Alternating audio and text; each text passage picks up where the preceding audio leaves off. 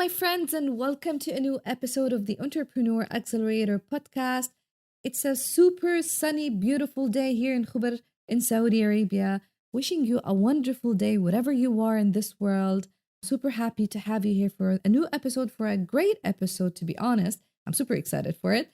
So, if you're new to the show, welcome. My name is Reem Kharbat. I'm the host of the Entrepreneur Accelerator. I'm a serial entrepreneur and the founder of the Entrepreneur Accelerator Lab. And I'm here to help you, inspire you to launch and grow your business without wasting years of your life. In the show, I speak with influencers, top leaders, to give you all the strategies and the tips that will allow you to take and implement immediately to achieve the success that you need in your life and in your business. And I remember when I joined the Podcast Profit Lab program led by Jamie Atkinson, he told us about the Underdog Empowerment podcast as a reference for us to inspire us, how to create our intros. And I remember I used to listen to it over and over again. First, I loved the intro music. I loved the voice of the host. And I fell in love with the story. It was so inspiring.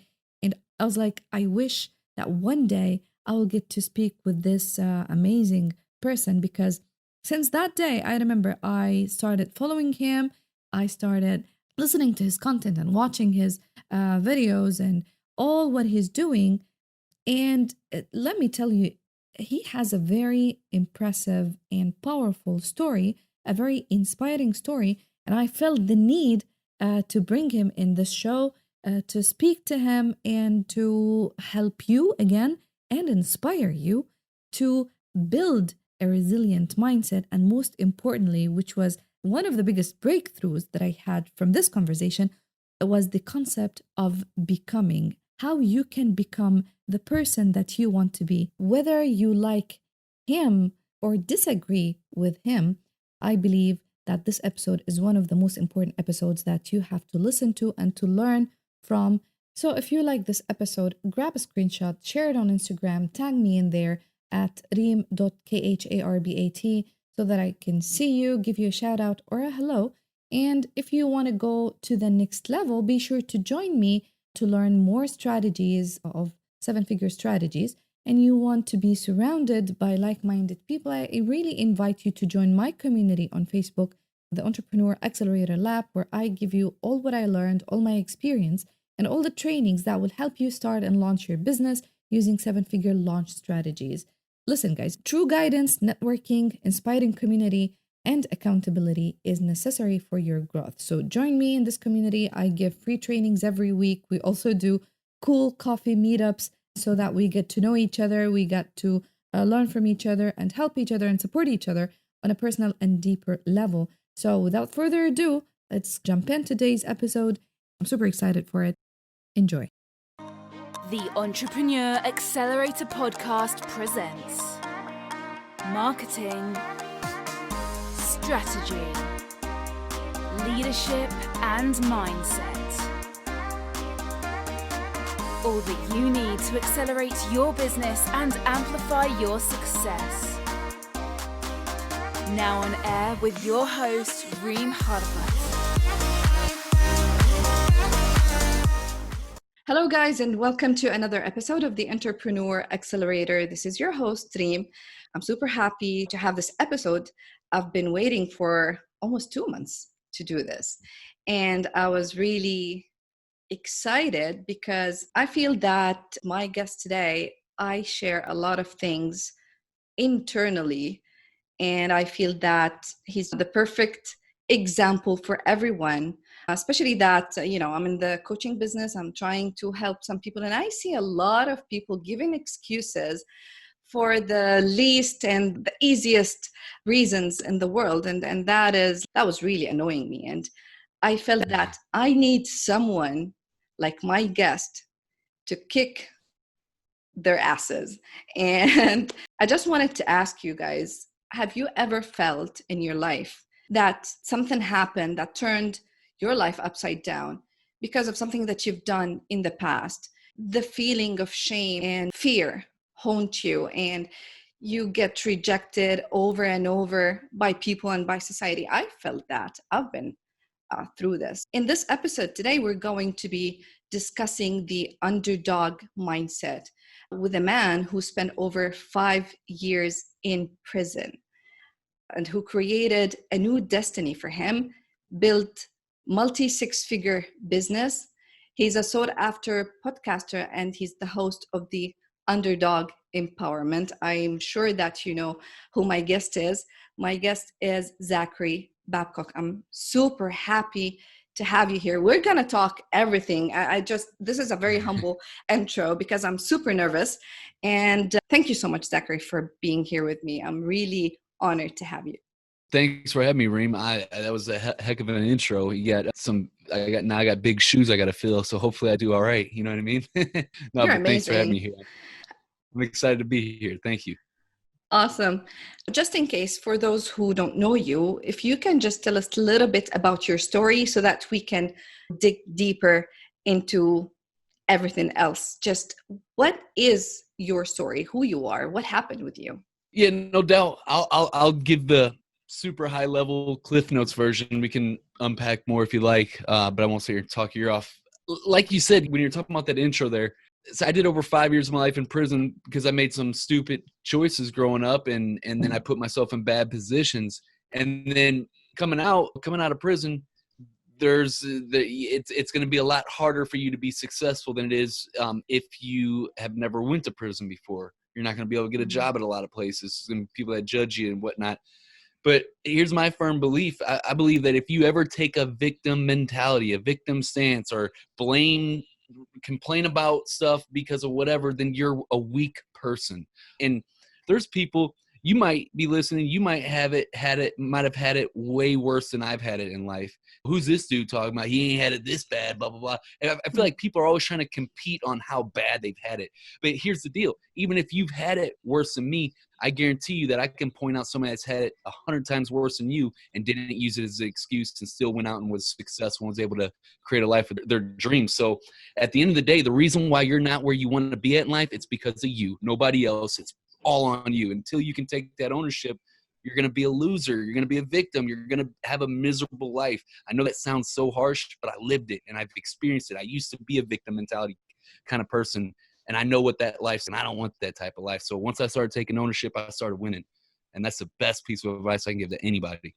Oh my God. Zach, the thing is, literally, I see a lot of people are in their comfort zone. I don't say they're not underdogs. They are privileged. And yet, as you said, that they live the victim role. They blame everything to the society, to the destiny, whatever you want to call it. They just blame everything around them except themselves. You've been through, let's say, one of the toughest thing that maybe a person can go through, which is taking your freedom away from you for a mistake, whether you meant it or not, regardless of how you were at that time. But you spent 5 years away from the normal life, and then you left and you started a business and you started. But what I know, and at least this is what I see in movies, that you get rejected, you have this background check, and you cannot have a normal life after you just go to prison. How did that happen? At least for me, I don't know how is it in the States. I just watched this in movies, so I'm really curious to know. Yeah, I mean, and now you got to get real with reality. And I had to get real that I put myself in prison through my own choices and decisions. I had to get real that, hey, if I want to do something, I can't say and blame the system, the prison system that's designed to keep me in prison. The recidivism rates in the U.S. dwarf any country in the world. It's that system in the U.S. is built to keep you in that system, and it's built to keep you dependent on the system. They give you food stamps, welfare, assisted living. That's giving you a fish. It's not teaching you how to fish. They want you to go out, screw up, and come right back. And that's why people get out in less than 3 years. They're right back in if they ever even get out in the first place. So it is hard or whatnot, but I had to get real with that. Even though this system is designed against me, it doesn't mean that I got to be a victim to it. And when I drew the line in the sand, said, I don't care what you throw at me, I'm done. I want to be in my kid's life. I want to be a father. I looked forward to that moment my whole entire life. And then I went back to prison just 20 days before my twin sons were born. And that pain that shook me enough to where I was like, I'm done. I don't care. I don't know how I'm going to be happy and successful. I don't know how I'm going to do any of this stuff. I just know that this is who I am. I'm a good father. I'm a good person. And this is what I want. I want to be in my kid's life. I want to be happy and successful. And I know the reason why, because I want to be the father that I never had growing up. And that was enough for me to figure everything else out.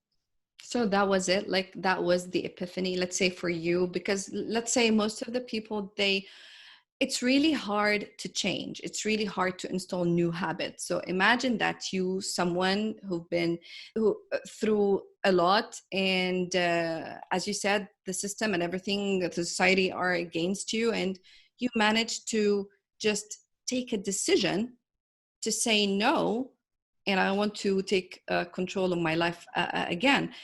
Was it because of your kids, or did you have or see or read or had a mentor or someone who helped you take that decision and at least put your first step on the road?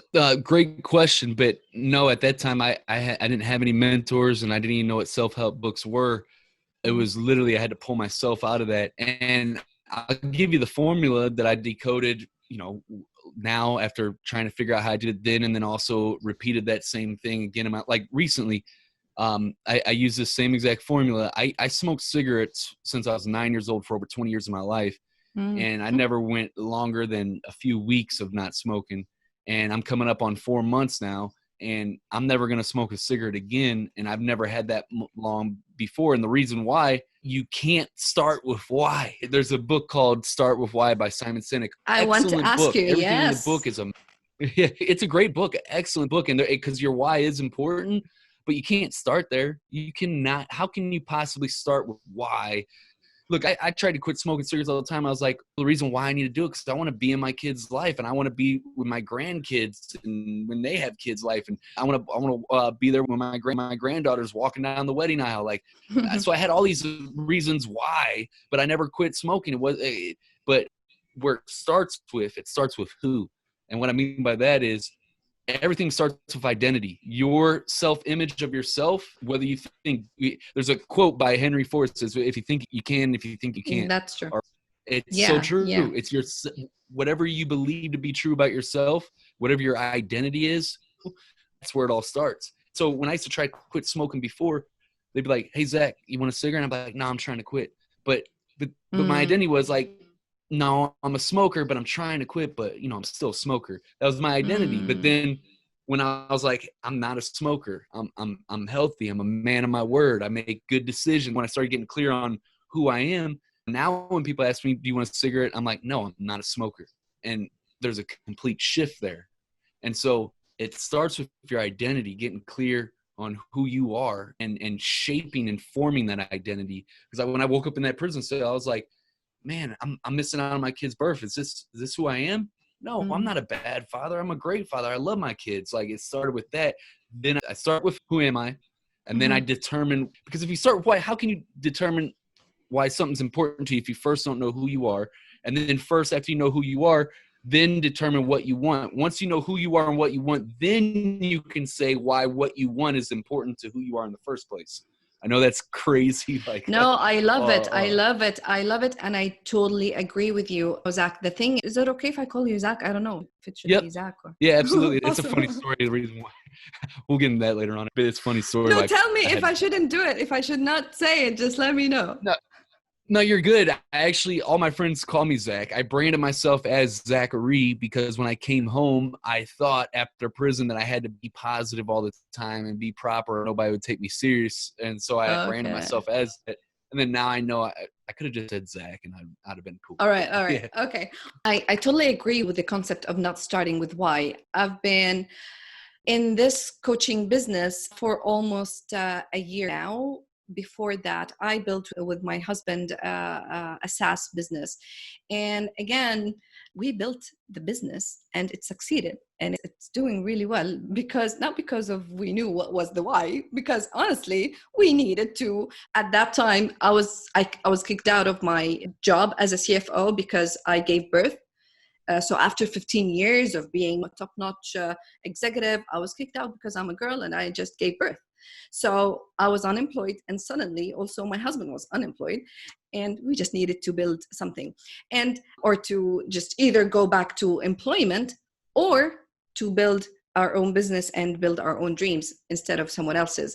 The thing is, as you said, Simon Sinek, Tony Robbins, everybody, all the gurus out there, they always tell you to start with your why. And I listened to your podcast, and you spoke about this specific topic maybe in 2 episodes, which is why you should not start with your why. And it was absolutely true, because all the clients that I've worked with, they struggled with this. They don't know their why. It's not easy to define the why at the beginning. And as you said, and honestly, like, I'm so happy that you said it in that way, you need to know who you are first to identify who even you want to be. Not just who you are, not what people tell you, but who you want to be, who you are, the person that you want to become. And based on that, once it's so clear, later on you will define your why. And it's amazing, and I thank you for bringing it up, because we're just used to following the crowd with everything. They say start with your why, so we need to start with the why. But I'm so happy that you said it differently, and I totally agree, and I love it. Sorry if I say one thing about it too? Sure. So that's like the simple formula, like hey, start with who, then determine what you want, and then determine why it's important to you. But how do you do that? So how you do that, this is how you do it, but it's not, and I'll be the first to tell you, it's not easy. What I'm about to tell you is not easy. It's not going to happen overnight. You're probably going to struggle with it. It's going to be painful, and there's nothing sexy about it, all right? But it's real. All right. And everything that I've experienced in life, anything worth having or anything that I've ever been proud of or anything that I've become didn't come easy. But you identify dude that makes healthy decisions and lives healthy and is a 10% body fat. Like, I got real clear on everything that I like, 6-pack, all that stuff. And then I have to behave. I have to do the things that dude does to become that person. So I have to consistently work out. Most important, eat a proper meal plan that's going to allow me to hit a 10% body fat or less. All these things, right? So I have to behave. I don't become that person right away. So identify, behave, and then you become by behaving like that person who it is that you identified as. You're not, whatever it is, it's going to take some good old sweat equity and determination. Mental toughness. Love it. Seriously, they tell you also that you need to, for example, if you want to install a new habit, either some people tell you need 60 days to be persistent, and to, like, after 60 days you will have this new habit installed into you, or maybe 75 days. I don't know how many days. But the thing is, you made a shift in your life and in your personality. And as you said, you identified who you want to be, and you behaved like that. How did you manage to commit and not to give up? Because it's easy. There are so many distractions around us. There are so many temptations. And it's easy for you, like, after the 3rd day, to just either give up or quit. How did you manage to be persistent and to commit to what you really want? Because it's who I am. Like that, literally, it's as simple as that. And that's where a why can help. But to be honest, I know this is going to sound crazy. A runner, Olympic gold runner, they do all these crazy things, right? Like, they run twice a day. They have this training system and eat a specific way. And you see all this stuff up close. Dang, man, that is crazy. Why do you do all this stuff? He's going to be like, because I'm a runner. That's what I do. It's who I am. And so it all starts with identity. And once you have that identity locked in, and that becomes, this is me, this is who I am. That's why people are like, why do you do it? It's because I said I was going to do it. It's because who I am. It becomes that simple, but it's not simple to get there. You got to put in the work to become that person. Identify, behave, become. When you become, you move, you have power at that. You have certainty at that point. Awesome. Do you feel scared sometimes? Yeah. Anybody says that they don't is a liar. So I'm probably more scared than most people I know a lot of times. If I'm not feeling scared about something, then I'm not. Not every person needs to do this. Some people, they don't want to do legendary, crazy stuff. who I am, I do. I want to dominate and be the best at, and not just to dominate for dominate's sake. Like, I'm also driven by a really powerful why in my life to reform the prison system. But that's another story. But yeah, if I'm not doing stuff that I'm like, I don't know, then I don't feel like I'm trying hard enough, or I'm not doing big enough things, or I'm not thinking big enough. So I have fear all the time, but I also have courage. I act in the face of courage. And I don't know, I guess I've been through so much to where I'm like, this isn't going to kill me. You know what I mean? Like, I went and got a $4,000, I got a $4,000 title loan on my Chrysler Aspen to invest into this mastermind and learn how to craft offers online to make money. Everybody said, oh, you're crazy. Our bills were backed up. Credit cards were maxed out. We got 4 kids. You know what I mean? People say it was stupid, but I did that because I betted on myself. And then 8 months later became a 6-figure business owner. So wow, it's having courage in those moments, trusting yourself. I love that, but I still believe that I'm sure that you do some rituals. Do you meditate in the morning? Do you read affirmations? Do you do something? How do you remind yourself every day who you are? Again, I'm asking this because I've seen a lot of cases, as I said, they're like in a more privileged zone compared to where you were. Okay. And they give all the excuses in the world why they can't do things.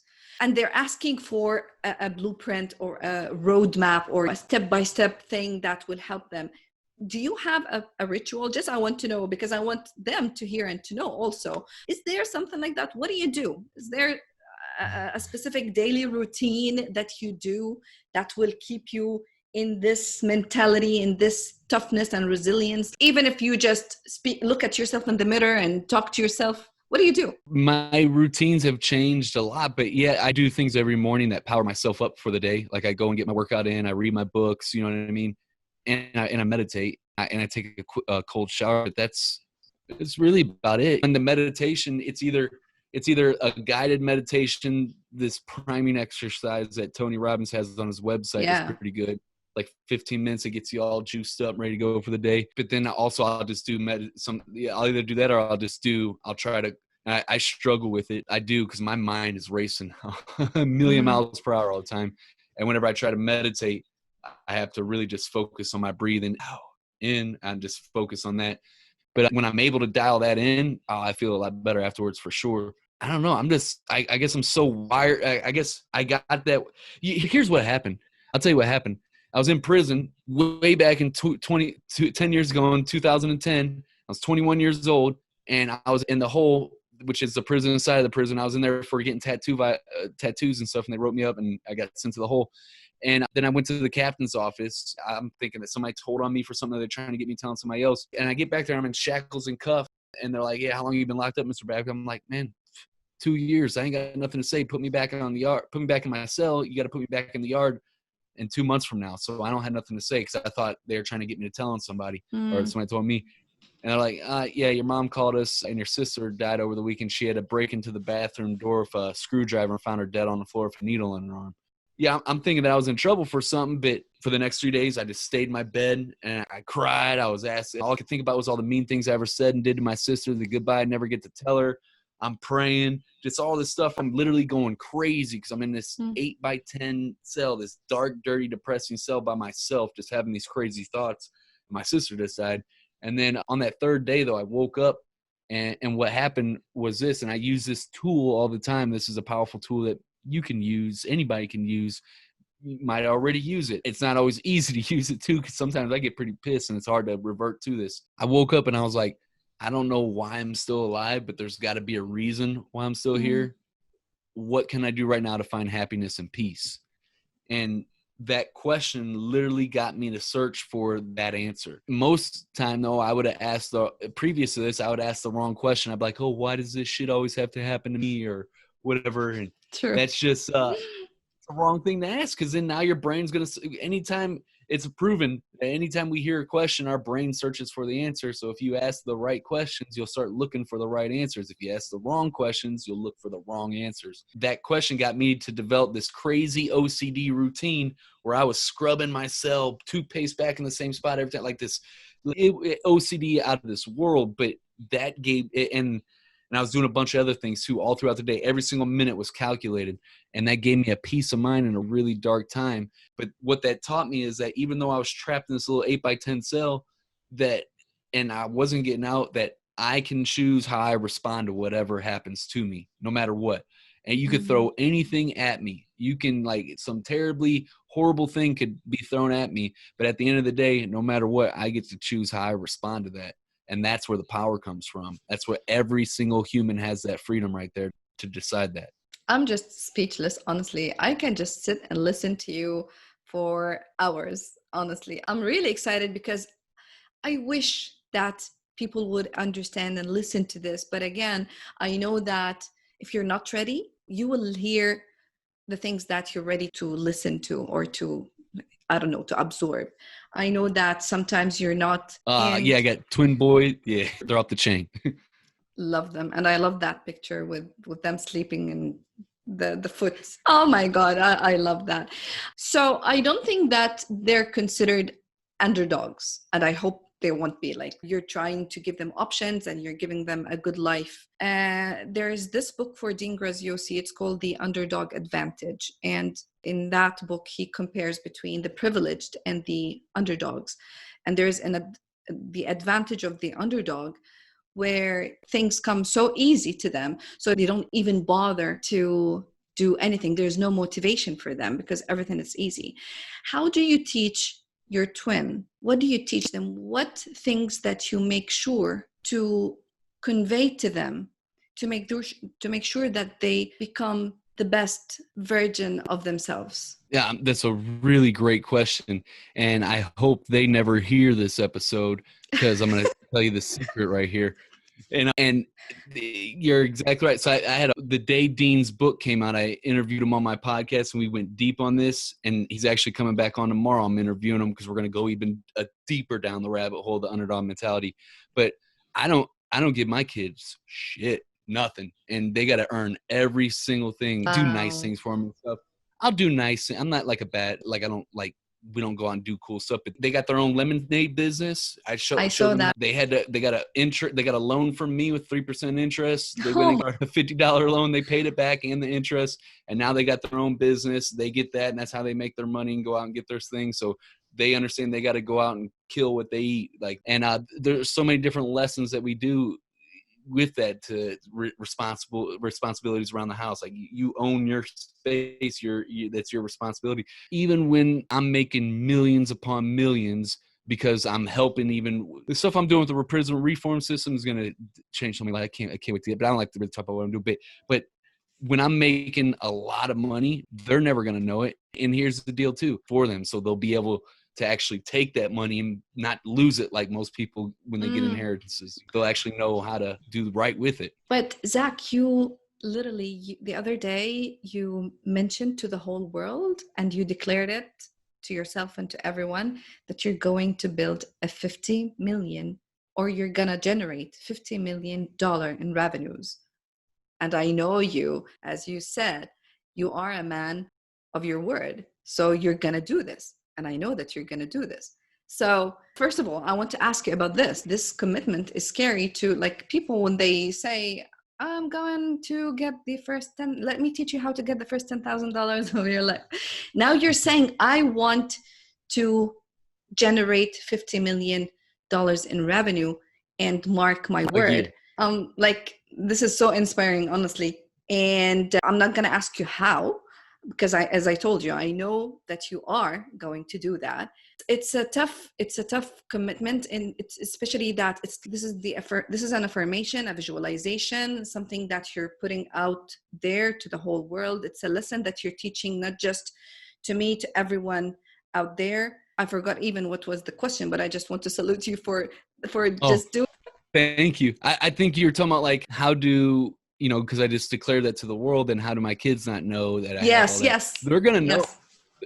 They're going to have it in mind that otherwise, that way they have to go out and make it on their own. You know what I mean? It is what it is. Like, I'm willing to lie to my kids and tell them that, because I know that's actually doing them the most good. So I'm willing to do that, and I'm okay with that, even though I'm a seeker of truth. How am I going to make the $50 million a year? I can't tell you exactly how just yet because I'm only at a multi-six-figure business. So I don't know what that looks like, but I know that's where I'm going. And I have no doubt about it. That's small compared to to me, and I'm not saying this in a cocky way or arrogant way or any way, but that's nothing compared to what I've already made it through. You know what I mean? So I know that I could literally, but I'm not saying it's going to be easy neither, but we're already building out things in our business, developing the systems and sustaining for that next huge growth wave. And it's coming soon. And we're just going to keep on building on it and reiterating, figuring out what works, what doesn't. So now with your business, you are helping entrepreneurs building their brands. And with the casting, is this your specialty? This is what you're going to do? Is this how you plan to, let's say, leave your legacy as the best podcaster out there? Or as you said, you're talking about this new project. Is it a secret or? And I love every bit of it. Don't get me wrong. I love teaching podcast marketing. I love offering services that do the things for the client so like we get them booked on other shows, get celebrities booked on their show, produce their show. I love doing all this stuff. But I look at podcast Penthouse as the cash cow to the next company that's going to do the prison reform. I look at the thing that's the vehicle that's going to fund the next one. Like, for example, like our mission with Podcast Penthouse is we're seekers of truth, and we're all about finding we won't take on fake ass clients that are promising you rented Lamborghini, that are in front of rented Lamborghinis promising you they're going to make you a millionaire overnight. Like, we will turn them down. No, you're not a good fit. Go find somebody else. Go find our biggest competitor or whatever, just because that's who we are. And so our mission statement is imagine a world where you don't have to fake and pretend to be something that you're not. That's our mission at Podcast Penthouse. We want you can be wherever even if you're just starting out, even if you're just coming out of prison, whatever, you don't gotta, you can be you and just say, this is where I'm at. And and people respect that. And that's how the world should be. The internet marketing space is sick sometimes just to see slime balls. So that's our mission with that. And then that is the vehicle that creates I'm not set on a name yet, but I don't know, maybe like Elite Freedom Skills or something. It's going to be an outsourcing company essentially where we're going to vet people coming out of prison, not all of them, but we're going to bring them in. We're going to train them up, not just like tangible skills that will be valuable for other companies and stuff, which we will do that. Amazing. But we're going to build their character up. We're going to build them up. We're going to really empower them. And that doesn't mean empowering somebody, doesn't mean giving them a food stamp. All right. That's giving you a fish. We're going to teach you how to fish and do good things in the world and get back to your family and stuff. So it's going to be for guys and gals coming out of prison that were just like me that want to change their life around. We're just going to give them more resources to help speed up that process and get more people into the workforce or become their own entrepreneurs. And our ultimate goal is a 9% recidivism rate nationwide in the U.S., which that's a crazy daunting goal, especially if you look at some of the recidivism rates in the U.S., but that's what it is. We're sticking to it, and I'm going to do it or die trying one way or another. Me being here in Saudi Arabia, you on the other side of the world, but we share a lot of things, and I salute you for that, for your courage, for your perseverance, for your mindset, and for everything that you're doing. Like, it shows. I'm reading the book The 5 a.m. Club for Robin Sharma, and he speaks about the top 5% leaders and influencers in the world, the top great leaders in the world, who they do not say me, their feet is not on the ground. I don't know how you say that in English properly, but they forget everything and they become, it's all about them. And the true great leaders, which I believe that you are one of them, that everybody should listen to and follow. Great leaders, they do not think about themselves. They care about themselves. They save themselves. They help themselves, but they do that to help others and to save others. And your mission, your new mission, is amazing. And I'm glad that I'm following you to see that coming to life very soon. You're saying it's going to be in a year, and I believe that it's going to happen.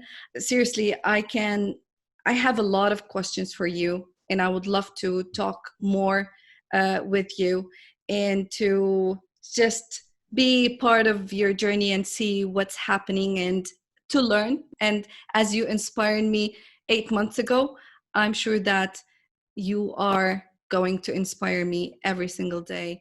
Thank you so much again for everything that you're doing, everything that you've done. I don't want to take too much of your time, but I want to ask you one last question, which is the theme of my show, the Entrepreneur Accelerator. You came out of prison with zero, let's say, knowledge in business, because we were raised to think that you have to have a degree, you have to get a good job, good degree, so that you can get high income, and this is how you become successful in life. So I believe that you proved everyone wrong. You don't have to have the degree or to be a Harvard graduate to become successful in life. But in your opinion, and with what you've done and what you are doing, what is your number one strategy, advice? What is the thing that our listeners can take today immediately to implement that will accelerate their success? We could talk about so much like business strategy, like tactical stuff, because so many people want to hear about that because that's the sexy stuff, and that's great. But the real level ups happen every time when you become something more. It's all about leveling you up as a person. So I would say, is it okay if I give somewhat of a long-winded answer here? Please. I don't want to be like taking too much of your time if you have a commitment or something. But for me, I'm just sitting and listening. I'm so happy. No, it's all right. I appreciate it. Yeah, it's I'm having a great time too. Say this: if you want to be able to get anything you want out of life, you just got to do the right thing the right way over the long haul, and you will literally get whatever you want. That sounds so cheesy, so simple, and everybody's like, well, I want to know how to 10x my Facebook ad by switching the color of a button or whatever. That's garbage. That's cool, man. The tactics, whatever, but let's talk about real stuff here. If you do the right thing the right way over the long haul, you'll get whatever you want. So if you're just starting out, just know if you're getting into an industry, your first goal should not be trying to grab attention and to prove yourself right out the gate. Your first goal is to observe the industry. What are the social dynamics? What are the unspoken rules? What are the skills that you have to develop? Literally observe and figure these things out. Understand your industry that you're getting into. Then you begin to build the skills. And that doesn't mean that you can just do something for a couple weeks and then call yourself an expert, because that's not an expert. You got to actually master a skill set, and you do that by doing it. And it's just like how we do with anything.